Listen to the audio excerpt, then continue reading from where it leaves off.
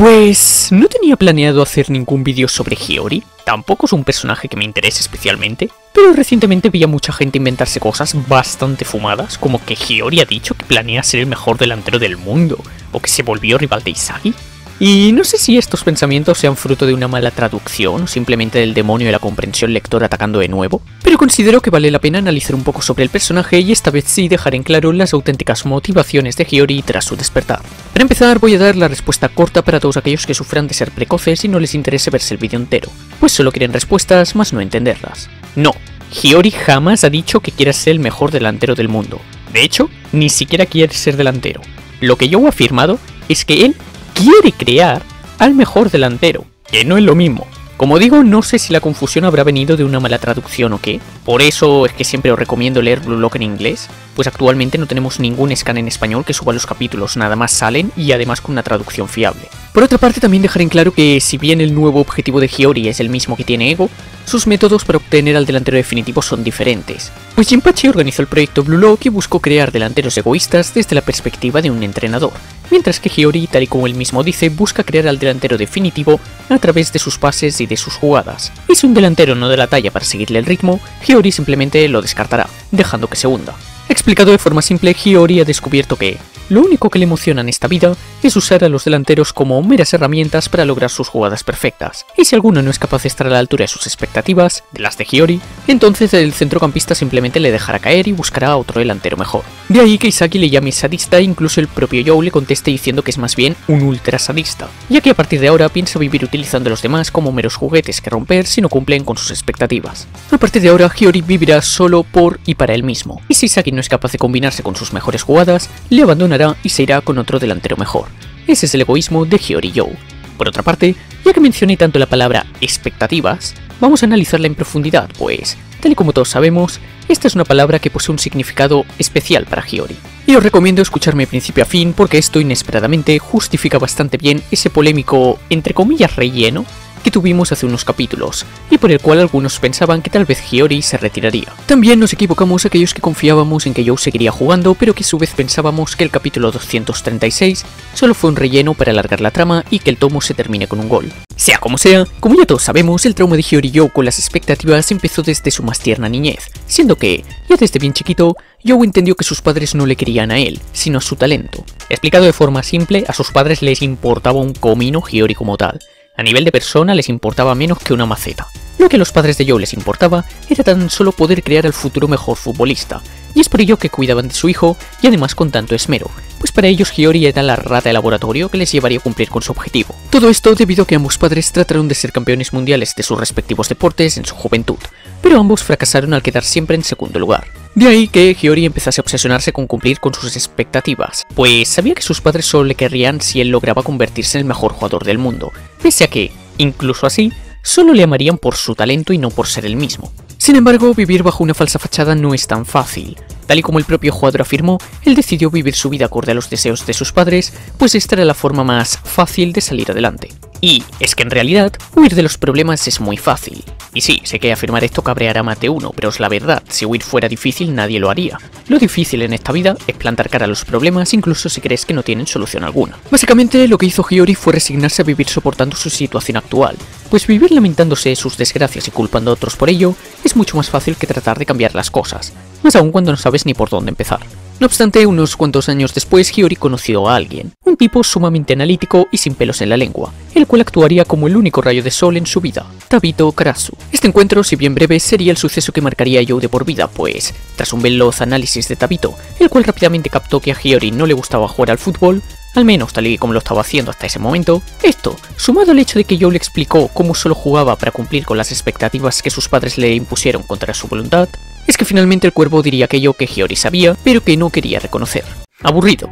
Todos esos rollos de que si las expectativas de otros y demás no son más que excusas, cosas que ni vale la pena pensar ahora. El primer paso es priorizarte a ti mismo, encontrar aquello que tú quieres hacer e ir a por ello. Si priorizarte a ti mismo no fue tu primer paso, entonces todo lo que harás después es caer en un constante círculo que no te llevará a vivir felizmente. Y, aunque Hiyori no entendió esto de primeras, tal y como él mismo admitió, estas palabras quedaron grabadas en su cabeza y volverían a cobrar importancia en un futuro. Sin embargo, antes de que eso sucediera, ocurrió algo más en el pasado de Hiyori. Incapaz de seguir viviendo dentro de su burbuja de falsedades, Joe finalmente sucumbió al resentimiento hacia sus padres. Ya no quería su amor ni tampoco quería cumplir con sus expectativas. Tan solo pasaba sus ratos libres jugando videojuegos, mientras fingía que todo estaba bien para así vivir tranquilamente.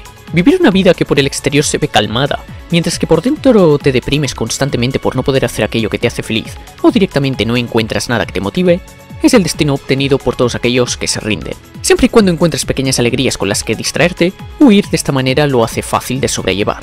Por eso es que dije que huir es la ruta fácil, pues en un mundo como el actual, en el cual contamos con tantas distracciones como videojuegos, series, bebidas y amigos, es fácil sobrevivir incluso acarreando encima pensamientos tan negativos. Por supuesto, ni falta hace que mencione la obvia diferencia entre vivir para sobrevivir y vivir para ser feliz. En el caso de Hiyori, tal y como él mismo admitió, que su vida saliera mejor o peor no fue culpa de sus padres como tal.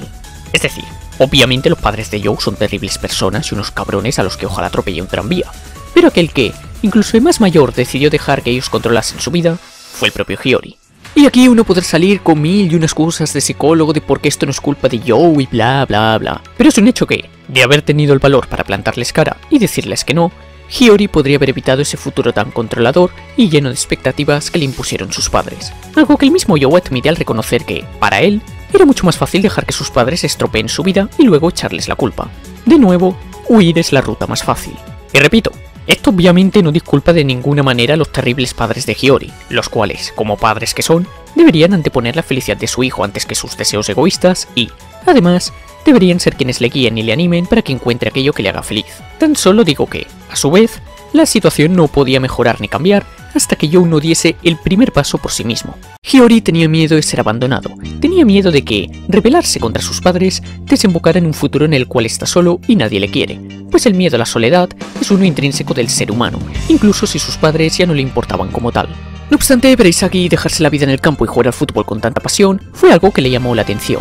Nuestro depresivo Hiyori no entendía cómo el fútbol, el mismo deporte que él aborrecía por culpa de sus padres, era capaz de, genuinamente, importarle tanto a Yoichi, quien parecía estar divirtiéndose a lo grande mientras jugaba.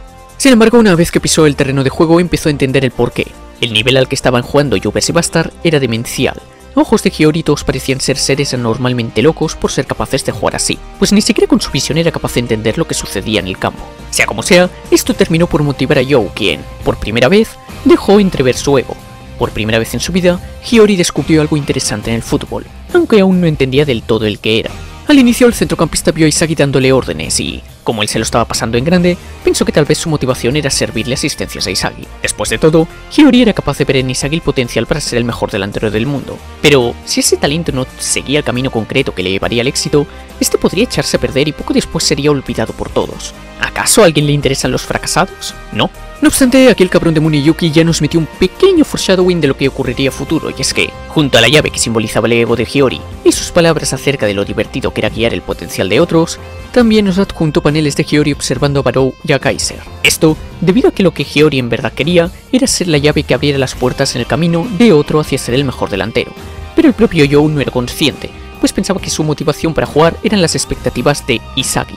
De hecho, él mismo hace hincapié en cómo la mayor arma de Isagi es su capacidad para devorar a otros, adaptándose constantemente a las dificultades que se le presentan delante, pero que esta arma solo pudo ser desbloqueada gracias a que el proyecto Blue Lock le motivó a ello. Y ahora Hiyori quiere ser la llave que sigue abriendo las puertas al talento de Isagi hasta convertirlo en el mejor delantero del mundo. Sin embargo, en este punto de la trama Joe todavía no había entendido bien su propio ego, pues, si bien él ahora quería soportar a Isagi, Hiyori no entendía que esto no era ni por amistad ni porque Isagi sea el protagonista, sino porque yo quería abrir las puertas al mejor delantero del mundo, y este, de pura casualidad, podía ser Yoichi.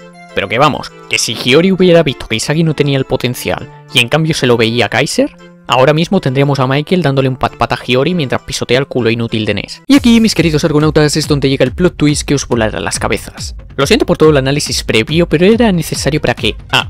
se entienda a la perfección el cambio de mentalidad tan retorcido que Hiyori sufrirá ahora, y B. que yo pueda alargar el vídeo hasta los 8 minutos y cobrar unos 3 o 5 euros con ello, tampoco mucho más. Y es que resulta que, lo que sucedió en el tan polémico capítulo 236, es que Hiyori entendió al fin cómo funcionaba su auténtico ego. Al principio, él se extrañaba porque Isagi siga confiando en él, pues al disparar a portería prácticamente le había traicionado. Había traicionado las expectativas que Isagi tenía en él.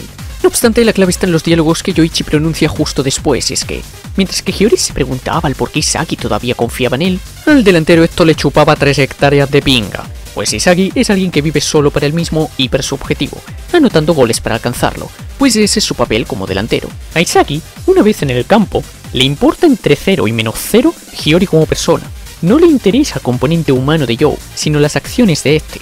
Lo que quiere Yoichi es un soporte que le brinde los pases y jugadas que él necesita para marcar, y si Hiyori no fuera capaz de seguirle el ritmo, pues que le parta un rayo.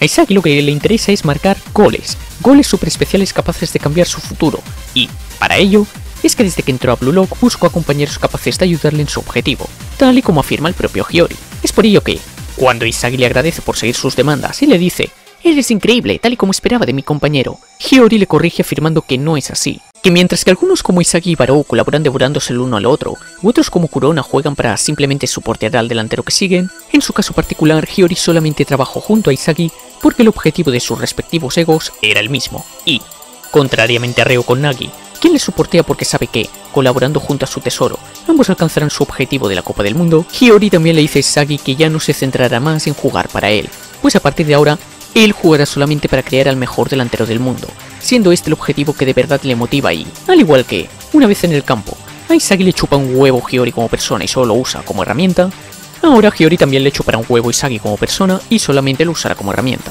Por eso es que Youo le dice que piensa abandonarlo si no le es de utilidad, y Yoichi le contesta llamándole sadista, pues Hiyori acaba de decidir que vivirá la vida siendo su propio protagonista y desechará a todos aquellos delanteros que no le sean de utilidad. Todo, mientras a su vez vemos cómo la llave que representaba su ego ahora se encuentra adornada y completada con los mismos cristales de hielo que Hiyori iba dejando a lo largo de sus jugadas. Básicamente, Hiyori completó su ego. Ahora es un ultra sadista que solo pensará en sí mismo y solo verá a los demás como secundarios de su propia historia. Al final, Youo se dio cuenta de que, irónicamente, la manera correcta de escapar del infierno que provocaron sus padres al utilizarlo como su herramienta era justamente priorizarse a sí mismo y ver a los demás como sus herramientas. Un giro completo al tablero, el cual justifica a su vez el cambio en la personalidad de Hiyori, quien ahora buscará que los delanteros cumplan con sus expectativas. Si te ha gustado el vídeo agradecería que des like, te suscribas al canal para así animarme a subir más análisis como este. Y si has llegado hasta esta parte del vídeo, te animo a que comentes con #Hiyori y me des tu opinión sincera acerca de mi análisis, por si te ha gustado o, por todo lo contrario, crees que me he fumado tremendo porro marca Mikage. Os estaré leyendo. Y por supuesto tampoco olvidéis seguirme en el YouTube Morado, plataforma en la cual hago 3 directos a la semana viendo anime, jugando videojuegos y completando visual novels, a su vez que charlo con vosotros.